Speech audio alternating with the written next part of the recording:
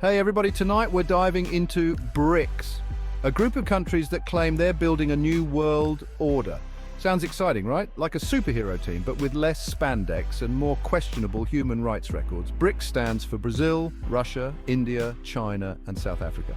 These countries are like that group project in school where one person does all the work and everyone else just slaps their name on it at the last minute.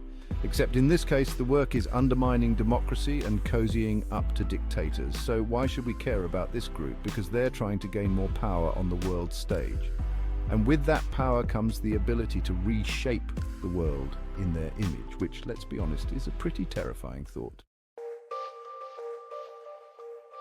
Let's be clear, this isn't just a case of a few countries with different cultural norms. We're talking about systematic human rights abuses.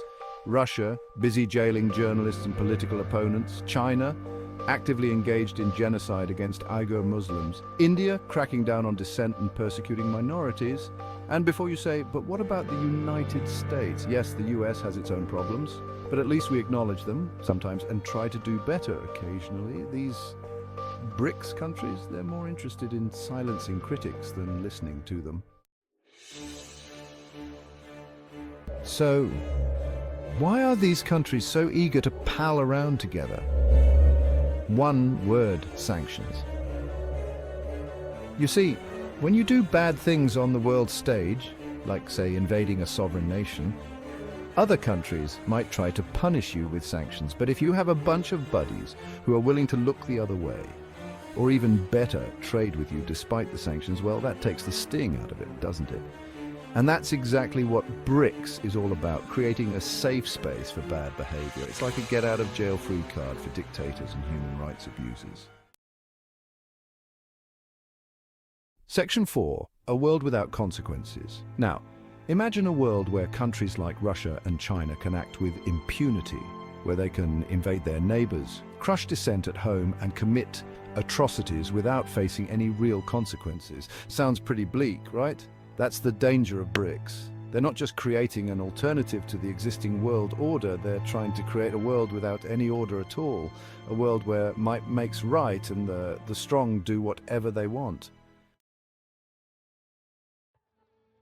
Section 5, the road to global conflict. And what happens when powerful countries feel like they can act without consequences?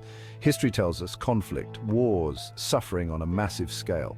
Now, I'm not saying that BRICS is going to lead directly to World War III tomorrow, but I am saying that their actions are creating a more dangerous and unstable world, a world where the risk of conflict is higher than ever before. We've seen this movie before, folks, and it doesn't have a happy ending. We can't afford to be complacent.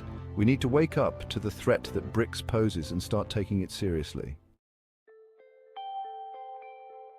Section 6, a dangerous game of power. The BRICS alliance is a dangerous game of power, and the stakes couldn't be higher. It's not just about economics or trade, it's about the future of our planet. Do we want to live in a world where dictators call the shots and human rights are trampled upon? Or do we want a world where freedom and democracy prevail? The choice is ours. But we need to act now, before it's too late. That's our show for tonight, everyone. Try to get some sleep. You're going to need it.